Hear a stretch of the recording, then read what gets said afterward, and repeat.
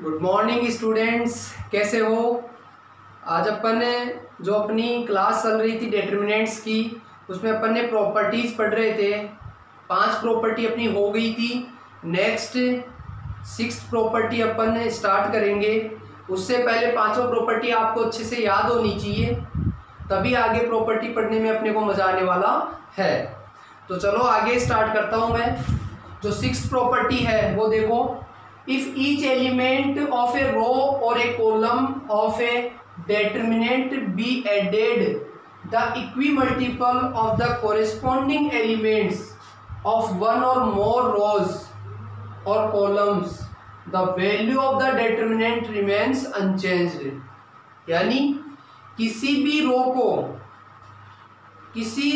को किसी कांस्टेंट से मल्टीप्लाई करके किसी अदर रो में ऐड कर दी जाए या लेस कर दी जाए, या ये कह सकता हूं किसी कॉलम को किसी कांस्टेंट से मल्टीप्लाई करके किसी अदर कॉलम में ऐड या लेस कर दिया जाए, तो उसकी वैल्यू अनचेंज रहती है, यानी डिटरमिनेंट्स की वैल्यू पर कोई इफेक्ट नहीं होता है। कैसे स्टूडेंट्स, जैसे मान लो डेल्टा इक्वल्स टू ये डिटरमिनेंट्स है a1 b1 c1, a2 b2 c2 और a3 b3 c3। अब मैं क्या करने जा रहा हूं देखना। जैसे मैंने कहा कि किसी रो को, जैसे फर्स्ट रो है, इसको मैं चेंज करना चाह रहा हूं, और चेंज कैसे करूंगा। फर्स्ट रो चेंज कर रहा हूं और फर्स्ट रो में मैं ऐड कर दूंगा किसी कांस्टेंट के से मल्टीप्लाई करके सेकंड रो को, यानी सेकंड रो को किसी कांस्टेंट से मल्टीप्लाई करके फर्स्ट रो में ऐड कर दूंगा। ये R1 को चेंज करना है। तो कैसे चेंज हो जाएगा स्टूडेंट्स, जैसे ये डिटरमिनेंट्स है आपके सामने, फर्स्ट रो को चेंज करना है तो फर्स्ट में ही चेंजिंग होगी, बाकी दोनों रो जैसी है वैसी रहेगी। जैसे फर्स्ट रो में सेकंड रो को कांस्टेंट से मल्टीप्लाई करके कांस्टेंट से मल्टीप्लाई करके ऐड करना है। तो जैसे a1, यही R1 का मान, यानी फर्स्ट रो में a1, इसमें ऐड करना है R2 का मान a2 है, और इसको k से मल्टीप्लाई करूंगा तो k इंटू a2 हो जाएगा। अब फर्स्ट रो का सेकंड एलिमेंट लेंगे, b1 में क्या ऐड करूंगा, R2 का मान b2 को k से मल्टीप्लाई करके ऐड करूंगा, ये हो जाएगा। c1 में क्या हो जाएगा, C1 में वही फर्स्ट रो के एलिमेंट में सेकंड रो के एलिमेंट को k से मल्टीप्लाई करके, यानी C2 को k से मल्टीप्लाई करके ऐड कर दूंगा। ये मैंने क्या किया है, फर्स्ट रो को चेंज कर दिया है। अब बाकी ऐसे कैसे आ जाएंगे, a2 b2 c2 a3 b3 c3। अब ये चेंज करने के बाद ये जो डिटरमिनेंट्स आई है इसकी वैल्यू पर कोई इफेक्ट नहीं होगा। कैसे देखो, जैसे इसी को मैं आगे सोल्व करूं तो आपको पता है कि इसको आगे सोल्व करने पर एक प्रॉपर्टी लग रही है कि किसी रो के एलिमेंट दो एलिमेंट की सम की फॉर्म में हो, तो मैं उसको अलग अलग डिटरमिनेंट्स की सम की फॉर्म में लिख सकता हूं। तो इसको मैं यदि अलग अलग लिखूंगा तो कैसे लिखूंगा, एक तो ये हो जाएगा a1 b1 c1, a1 b1 c1, दूसरा हो जाएगा ka2 kb2 kc2, ka2 kb2 और kc2, और बाकी जो एलिमेंट है वो ऐसे कैसे आ जाएंगे, ये a2 b2 c2 फर्स्ट में भी आ जाएगा, a2 b2 c2 सेकंड में भी आ गया, a3 b3 c3 इसमें भी आ गया, a3 b3 c3 इसमें भी आ गया। अब क्या करूंगा, ये तो मेरा वापस वही इक्वेशन बन गया, ये डेल्टा ही बन गया, ये तो देख लो शुरू वाला ही। और इसमें क्या किया मैंने, ये k कॉमन आ रहा है क्योंकि डिटरमिनेंट्स में एक एक रो में कॉमन लिया जाता है।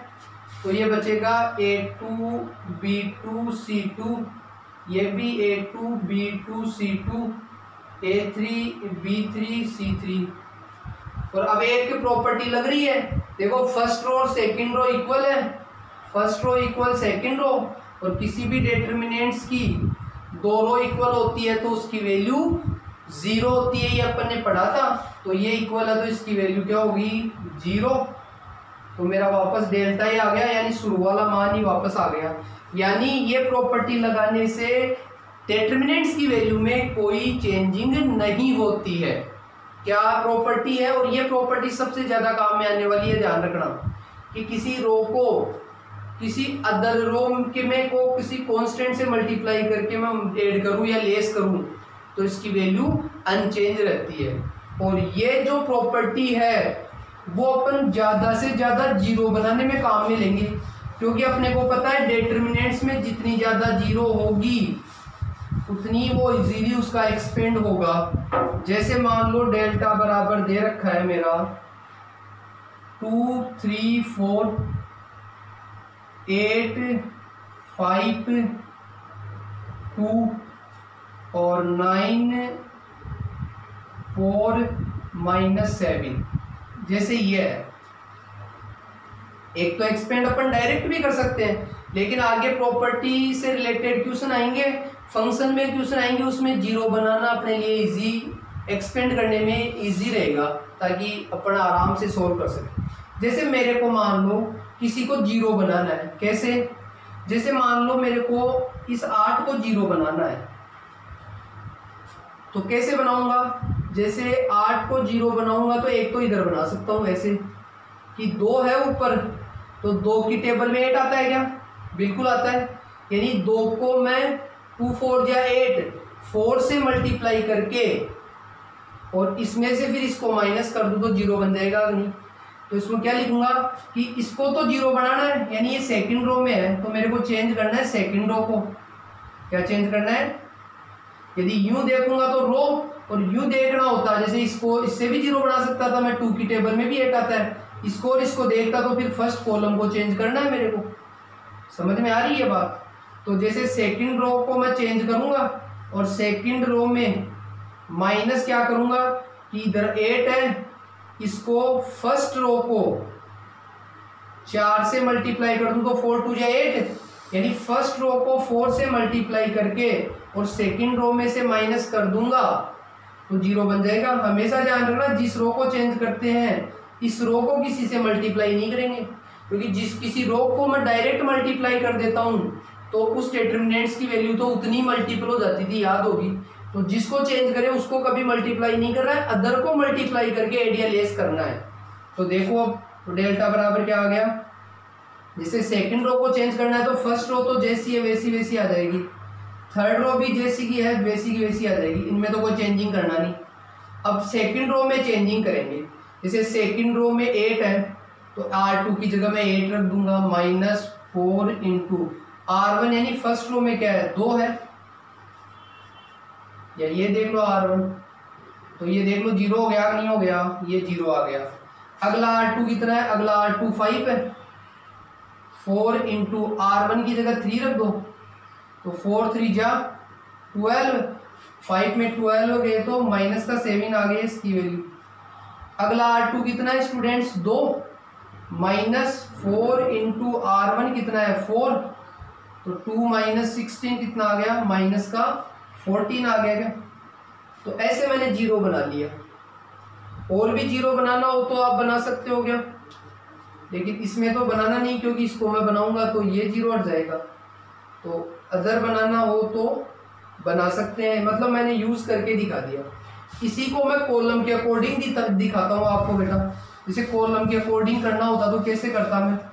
जैसे इसी को जीरो बनाना है, लेकिन इस तरफ जैसे 2 की टेबल में भी 8 आता है, तो फिर ये कॉलम के अकॉर्डिंग कि फर्स्ट कॉलम है ये थर्ड कॉलम, तो फर्स्ट कॉलम में है ये C1 में, तो फर्स्ट कॉलम को मैं चेंज करूंगा, इसको चेंज करना है मेरे को। और क्या करना है? इसमें से मेरे को थर्ड कॉलम माइनस करना है, लेकिन इसको भी 4 से मल्टीप्लाई करके, क्योंकि 4 2 8, 8 - 8 जीरो बन जाएगा, नहीं बन जाएगा। तो इसमें अब कर दो डेल्टा बराबर क्या आ गया? फर्स्ट कॉलम को चेंज करना है तो फर्स्ट को तो ऐसे कैसे रहने हैं, फर्स्ट के अलावा तो ऐसे ही रहेगा, बाकी तो जैसा है वैसा का वैसा डाल दो। फर्स्ट कॉलम को चेंज करेंगे तो C1 का मान डाल दो इसमें। C1 का मान सबसे पहले 2 है, और 4 इंटू C3 का मान 4 है, तो 2 - 16 कितने हो गए? माइनस का 14 हो गया। ऐसे अगला C1 कितना है 8 है, इंटू 4 का 4 और C3 का मान 2 है तो वही 0 आ गया नहीं। अगला C1 है 9 माइनस 4 इंटू C3 माइनस का 7 है तो 9 प्लस 28 हो गया तो कितना आ गया बेटा 37 आ गया क्या। तो ऐसे भी 0 बना सकता हूँ।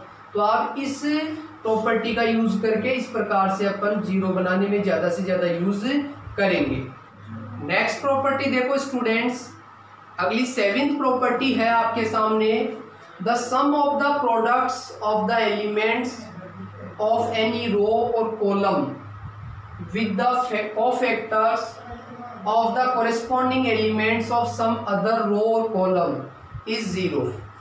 यानी किसी एक रो के एलिमेंट ले लेंगे और अदर रो के कोफैक्टर ले लेंगे और एलिमेंट्स के कोफैक्टर्स के प्रोडक्ट का जो सम होगा वो हमेशा 0 होगा। या किसी कॉलम के एलिमेंट ले लेंगे और अदर कॉलम के कोफैक्टर्स ले लेंगे और उनके जो कोरेस्पॉन्डिंग दोनों जो एलिमेंट और कोफैक्टर्स है उनका जो प्रोडक्ट का सम होगा वो भी 0 होगा। कैसे स्टूडेंट्स, जैसे मान लो डेल्टा बराबर एक डिटरमिनेंट्स है A1 A11 A12 A13 A21 A22 A23 A31 A32 A33 ये एक डिटरमिनेंट्स है। तो मैं ये बोल रहा हूँ जैसे एक रो के तो एलिमेंट ले लेता हूँ, जैसे फर्स्ट रो के ले लेता हूँ A11 A12 और A13 और पहली रो के तो एलिमेंट ले लिए। अब अदर सेकंड या थर्ड रो जो बच गई उनके कोफैक्टर ले लो। जैसे सेकंड के लूंगा तो A21 का कोफैक्टर F21, A22 का F22, A23 का F23। कोफैक्टर आपको निकालना आता ही है, वो निकाल कर रख देंगे यहाँ पर और इनके प्रोडक्ट का सम इनको मल्टीप्लाई करके कोरेस्पॉन्डिंग यानी पहले एलिमेंट को इस एलिमेंट के कोफैक्टर से, इस एलिमेंट को इसके कोफैक्टर से, इस एलिमेंट को इसके कोफैक्टर से मल्टीप्लाई करके ऐड कर देंगे तो इसका सम हमेशा 0 आएगा। या ऐसे भी लिख सकता हूँ, जैसे मान लो सेकंड रो के एलिमेंट ले लेता हूँ A21 A22 A23 और अब सेकंड के अलावा बाकी रो के एलिमेंट्स के कोफैक्टर, जैसे इसके ले लेता हूँ A31 का F31 हो जाएगा, A32 का F32 हो जाएगा, A33 का F33 हो जाएगा। इनके प्रोडक्ट का सम निकालोगे तो भी 0 आएगा। या कॉलम ले लूँ, जैसे फर्स्ट कॉलम ले लेता हूँ A11 A21 A31। पहला कॉलम ले लिया तो दूसरे या तीसरे के कोफैक्टर ले सकते हो। जैसे मान लो तीसरे का ले सकता हूँ A13 का हो जाएगा F13 A23 का F23 हो जाएगा, A33 का F33 और इसका प्रोडक्ट का सम करूँगा तो ये भी 0 आएगा। अब एक एग्जांपल, तो कभी भी देखो एलिमेंट किसी रो के या कॉलम के होंगे और कोफैक्टर किसी अदर रो के या अदर कॉलम के होंगे, फिर उनका सम हमेशा 0 होगा। जैसे मान लो मैं डेल्टा कोई एग्जांपल ले लेता हूँ, जैसे मान लो 2 - 3 4 1 0 7 5 - 8 4 ये है। अब जैसे मान लो किसी, जैसे पहली रो को ले लेता हूँ भाई 2 - 3 और 4, पहले रो को ले लिया। अब बाकी दो रो बच गई, उसके किसी के भी कोफैक्टर ले लो। जैसे मान लो इसके ही कोफैक्टर ले लेता हूँ, जैसे 5 का कोफैक्टर क्या होगा, तो आपको पता है कि कोफैक्टर में पहले साइन लिया जाता है प्लस या माइनस, फिर उसका माइनर लिया जाता है। तो पहले प्लस माइनस प्लस हो गई तो इनटू में आ गया प्लस का और इसका माइनर देख लो बेटा इसका माइनर ये छोड़ दो, ये छोड़ दो, तो डायरेक्ट ही कर दूं क्या? अब तो आप डायरेक्ट करना सीख गए होंगे भाई। प्लस का हो गया, इसका कोफैक्टर ये छोड़ दो, ये छोड़ दो, तो 7 3 जा -21 है, ये 0। ये इसका एलिमेंट ले लिया, ये इसका कोफैक्टर ले लिया, फिर प्लस करना था, फिर -3 और इसका कोफैक्टर ले रहा हूं मैं, तो इसका कोफैक्टर लेऊंगा तो भाई प्लस माइनस आएगा पहले तो, और इसका फिर माइनस लेने के बाद इसका कोफैक्टर, ये कॉलम है, ये रो छोड़ूंगा तो 14 और -4, फिर प्लस, और इधर 4 के बाद में इसका कोफैक्टर ले रहा हूँ, तो प्लस माइनस प्लस का तो लेना ही, और इसके देख लो ये कॉलम है, ये रो छोड़ देंगे तो ये माइनर बच गया, 0 -3 है तो +3 हो जाएगा। अब देख लो स्टूडेंट, ये माइनस का 42 हो गया, ये माइनस माइनस तो प्लस हो गया पहले तो, और फिर ये 10 3 जा 30, ये 4 3 जा 12, और -42 + 42 कितना आ गया? 0 आ गया नहीं। तो किसी रो को और किसी अदर रो के कोफैक्टर्स का मल्टीप्लिकेशन का सम होगा, वो हमेशा 0 आएगा। ये आप दिमाग में फिक्स कर लेना। नेक्स्ट प्रॉपर्टी की बात करता हूं स्टूडेंट्स। नेक्स्ट आपके सामने है 8th property. If each element in a row और in a column of a determinant is 0, then the value of the determinant is 0। यानी किसी भी डेटर्मिनेंट की एक रो या बात करूं एक कॉलम के सभी एलिमेंट क्या हो? 0 हो, तो उस डेटर्मिनेंट की वैल्यू भी 0 होगी। कैसे देखते हैं। इसे डेल्टा बराबर हो जाए, मान लो 2 3 -4 0 0 0 1 -2 7। इस डेटर्मिनेंट में देखो एक रो पूरी 0 है, ईच एलिमेंट इन ए रो, यानी एलिमेंट प्रत्येक रो यानी रो की एक रो के प्रत्येक एलिमेंट 0 दिखाई दे, सभी होने चाहिए 0, या एक कॉलम का भी हो सकता है, तो इसकी वैल्यू 0 होगी। देख लो, चाहे इसका एक्सपेंड कर देते हैं। वैसे तो expand with respect to R1 ही कर लेता हूं मैं। वैसे तो जिसमें ज्यादा 0 होते हैं उसके रेस्पेक्ट में करना बताया था मैंने, लेकिन R1 के देखते हैं कि 0 हो रहा है। जैसे 2 और इसका माइनर, या डायरेक्ट ले लो अब तो 2 × ये रो और ये कॉलम छोड़ेंगे तो ये 0 माइनस ये 0, प्लस से स्टार्ट होता है, प्लस फिर माइनस, फिर 3 × ये रो और ये कॉलम छोड़ोगे तो ये 0 माइनस ये 0, प्लस फिर -4 × ये कॉलम और ये रो छोड़ूंगा तो 0 माइनस 0, तो ये भी 0 हो गया। देख लो, ये भी 0 हो जाएगा और ये भी 0 हो जाएगा, तो सॉल्यूशन क्या आ गया? 0। तो किसी भी डेटर्मिनेंट कि किसी रो का एवरी एलिमेंट 0 हो या किसी कॉलम का प्रत्येक एलिमेंट 0 हो, तो उस डेटर्मिनेंट की वैल्यू हमेशा 0 होती है। अगली प्रॉपर्टी है स्टूडेंट्स आपके सामने, property number 9। If each element of one side of the principal diagonal of a determinant is 0, then the value of the determinant is the product of the diagonal elements।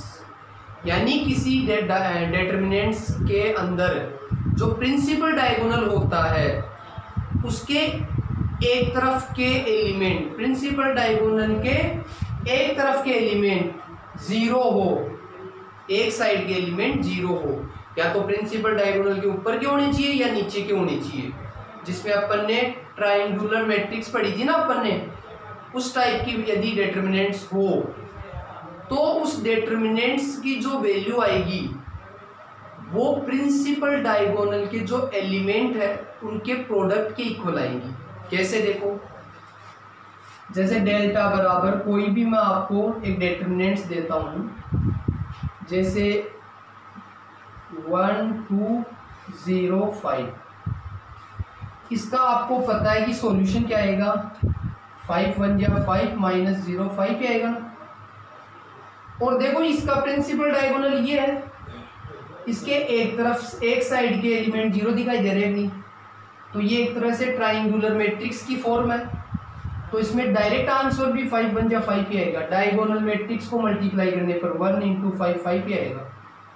और देखते हैं, ये तो ये हो गया। जैसे मान लो 3 - 2 4 0 8 7 0 0 -5। जैसे इसको पहले मैं सॉल्व करके देखो इसको प्रिंसिपल डायगोनल ये है और इसके नीचे वाली साइड के एलिमेंट 0 है, तो इसका जो आंसर आना चाहिए वो इस प्रिंसिपल डायगोनल के जो एलिमेंट है इनका प्रोडक्ट आएगा, यानी 3 × 8 × -5 माइनस का 120 आना चाहिए। करके देख लेते हैं। अब अपने अकॉर्डिंग उसके करते हैं, एक्सपेंड विथ रेस्पेक्ट टू, इसके C1 के रेस्पेक्ट में कर लेता हूँ फर्स्ट कॉलम, क्योंकि इससे इजी रहेगा, 0 और 2, तो ये हो जाएगा 3 × ये छोड़ दो ये छोड़ दो, तो 8 5 जा 40 और ये 0 हो जाएगा, फिर प्लस फिर माइनस, ये 0 हो जाएगा, प्लस ये भी 0 हो जाएगा, 0 0 है तो आगे 0 हो जाएगा। तो इसका कितना आ गया, माइनस का 120 आया नहीं है। तो जब भी आपको लगे कि प्रिंसिपल डायगोनल के एक साइड के एलिमेंट 0 या तो नीचे के या ये ऊपर के, तो उसका solution direct in principle diagonal के एलिमेंट्स का प्रोडक्ट कर दिया करो, वही प्राप्त हो जाएगा। एक जो आइडेंटिटी मैट्रिक्स होती थी, याद होगा सभी को आइडेंटिटी मैट्रिक्स, 1 0 0 0 1 0 0 0 1, यानी जिसमें डायगोनल 1 1 होता था। इसका यदि डेटर्मिनेंट्स करूं मैं, आई का डेटर्मिनेंट्स,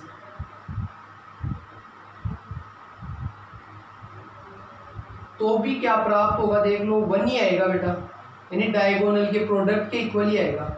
जैसे एक्सपेंड करूंगा R1 के रेस्पेक्ट में, एक्सपेंड R1 के रेस्पेक्ट में करूंगा तो 1 × ये छोड़ो 1 - 0 हो जाएगा, फिर आगे 0 का 0 प्लस लास्ट भी 0, तो 1 ही आ गया नहीं। तो इसमें भी प्रोडक्ट जो होता है वो इसके 1 ही होता है, आई का डेटर्मिनेंट्स 1 होता है। ये रूल ऐसे नहीं बनेगा कि इधर भी 0 उधर भी 0 तो इसके प्रोडक्ट के इक्वल होता है, ऐसा नहीं होगा, ये ध्यान रख लेना। आप वैसे ये लगा भी सकते हो, कोई दिक्कत नहीं है वैसे इनके प्रोडक्ट के इक्वल, क्योंकि वही बात आएगी, क्योंकि 1 यहाँ 2 भी हो जाता तो फिर ये छोड़े तो ये जो प्रोडक्ट तो आएगा ही यहाँ पर, फिर इसका प्रोडक्ट यहाँ भी वो लग सकता है वैसे तो, क्योंकि इन तीनों का प्रोडक्ट ही इसका सॉल्यूशन आएगा। या कोई एग्जांपल देख कर लेकर आप देख सकते हो कि डायगोनल कुछ भी ले लेना, जैसे मैं ले ही लेता हूँ एक, जैसे एक तरफ प्रिंसिपल डायगोनल के एक साइड के एलिमेंट 0 थे, तब तो वैल्यू डायगोनल के जो एलिमेंट है उसके प्रोडक्ट के इक्वल आई थी, दोनों तरफ हो जाए, जैसे कोई डेल्टा जिसको अपन स्केलर मैट्रिक्स का नाम दिया था, जैसे 3 0 0 0 3 0, या 3 की जगह कुछ अलग भी कर सकता हूँ, -2 0 0 5 कर देता हूँ। अब इसका देखिए आंसर ये आना चाहिए 3 × -2 × 5 10 माइनस का 30 आना चाहिए। तो वैसे करके देखते हैं, जैसे एक्सपेंड करता हूँ मैं R1 के रिस्पेक्ट में, एक्सपेंड कर दूँ तो 3 × ये छोड़ो माइनस का 10 -0 हो जाएगा, फिर अगले 0 0 हो जाएंगे, यानी -30 आ रहा है। तो बिल्कुल ये लागू हो जाएगा, यदि डायगोनल के अलावा भी यदि 0 है ना, तब भी इन डायगोनल के एलिमेंट्स के प्रोडक्ट को करते ही इसका सॉल्यूशन प्राप्त हो जाएगा। लास्ट प्रॉपर्टी है students 10th number, if A determinant is a polynomial in x such that its value is 0 for x equals to a, then x minus a is a factor of determinant। यानी कोई भी determinant polynomial function यानी x की form में हो और उसमें x बराबर a रखने पर यदि उस डेटर्मिनेंट्स की वैल्यू 0 हो रही हो, तो x माइनस a है वो उस डिटरमिनेंट्स का एक फैक्टर होगा, मतलब x माइनस ए उसके आंसर में जरूर मिलेगा, ये आपको ध्यान रखना है। कैसे? फॉर एग्जांपल जैसे मान लो एक डेल्टा बराबर दिया हुआ है 1 1 1 x ए बी और x स्क्वायर ए स्क्वायर बी स्क्वायर, ये x की फॉर्म में हो गई, ये a है वो कांस्टेंट का काम कर रहा है a और b। तो x बराबर कुछ ऐसी वैल्यू रखूं जिससे ये जीरो हो सकता है क्या? जैसे आपको पता है कि x की जगह a रख दूं, x इक्वल्स टू क्या रख दूं बेटा? a, तो 1a और a स्क्वायर हो जाएगा, ये 1a स्क्वायर है, ये 1b स्क्वायर है। और इसमें देख लो फर्स्ट रो और सेकंड रो सेम है, तो डिटरमिनेंट्स की वैल्यू जीरो, यानी x बराबर a रखने पर इस डिटरमिनेंट्स की वैल्यू जीरो हो रही है, इसका मतलब x माइनस ए इसका एक फैक्टर जरूर होगा। ऐसे ही x बराबर यदि b रख दूं, b रखते ही 1b स्क्वायर, इधर 1b स्क्वायर है ही, तो वो भी जीरो हो जाएगा, इसका मतलब x माइनस बी भी इसका एक फैक्टर होगा, यानी x माइनस ए और x माइनस बी इसके आंसर में आने चाहिए। इसको सोल्व करके देखते हैं अपन कि इसके आंसर में आ रहे हैं या नहीं आ रहे हैं। तो देखते हैं बेटा, सबसे पहले क्या करें, ऐसे क्वेश्चंस में आप डायरेक्ट एक्सपेंड करोगे तो काफ़ी लेंथी हो जाएगा क्वेश्चन। आपको अब ऐसे टाइप के क्वेश्चन आपको ये करने हैं कि पहले आप जितने जीरो बना सकते हो उतने जीरो बनाओ। जीरो कैसे? जैसे 1 माइनस 1 जीरो बन सकता है, 1 माइनस 1 जीरो बन सकता है। तो आप इसमें ये कर लो, इसमें से इसको माइनस करूंगा तो फर्स्ट रो में से सेकंड रो, यानी R1 चेंज कर दूंगा और R1 में से डायरेक्ट R2 माइनस कर दूंगा, मल्टीप्लाई करवाने की जरूरत ही नहीं है, तो 1 माइनस 1 जीरो बन जाएगा। तो R1 को चेंज कर देंगे R1 माइनस R2, और ये प्रॉपर्टी जब लगाते हैं तो डिटरमिनेंट्स की वैल्यू अनचेंज रहती है, ये अपन ने पढ़ा था। तो फर्स्ट रो को चेंज करेंगे, यानी सेकंड और थर्ड तो ऐसे कैसे आ जाएगी आपकी, फर्स्ट रो चेंज होगी ये कि फर्स्ट में सेकंड माइनस करते तो 1 माइनस 1 जीरो हो जाएगा, x माइनस ए हो जाएगा और x square minus a square हो जाएगा। ये मैंने फर्स्ट रो को लिख दिया, फर्स्ट रो माइनस सेकेंड रो।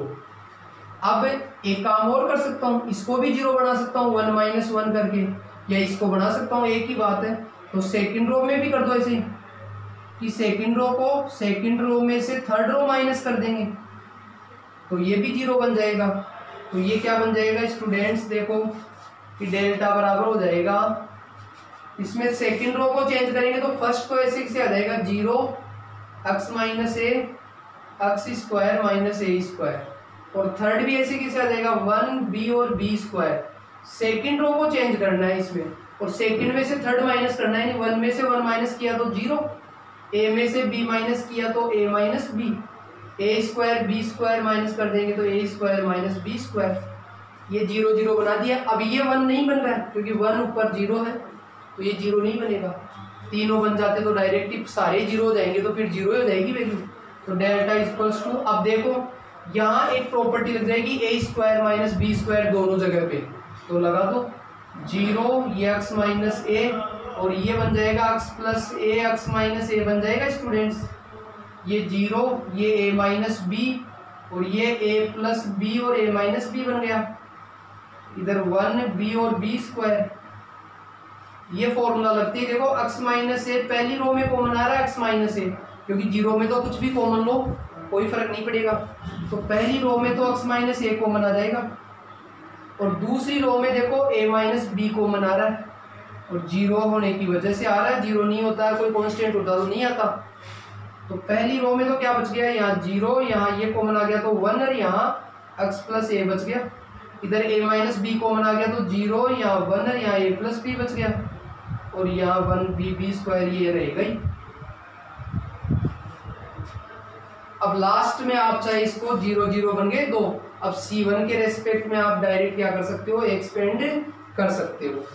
तो अब मैं एक्सपेंड करके इसका जो फाइनल आंसर आएगा वो यहाँ आ जाएगा। अब एक्सपेंड करना इजी हो जाएगा कि expand with respect to C1 के रेस्पेक्ट में कर देता हूँ, तो क्या बन गया, ये x माइनस ए और x माइनस बी तो बाहर है ही, और इसका एक्सपेंड करूंगा C1 के रेस्पेक्ट में, तो पहला जीरो हो जाएगा पूरा, फिर माइनस प्लस माइनस दूसरा भी जीरो हो जाएगा, फिर प्लस 1 इंटू देख लो ये रो और ये कॉलम छोड़ूंगा तो ये a प्लस बी को 1 से किया तो a प्लस बी, बीच में माइनस आता है, 1 को x प्लस ए से करेंगे तो x प्लस ए, और माइनस की वजह से x माइनस ए हो जाएगा क्योंकि प्लस माइनस माइनस हो जाएगा, तो ये a से a कैंसिल हो गया, तो ये आंसर आ गया x माइनस ए x माइनस बी, इधर ये तो 0 और ये b माइनस x, ये फाइनल आंसर आ गया।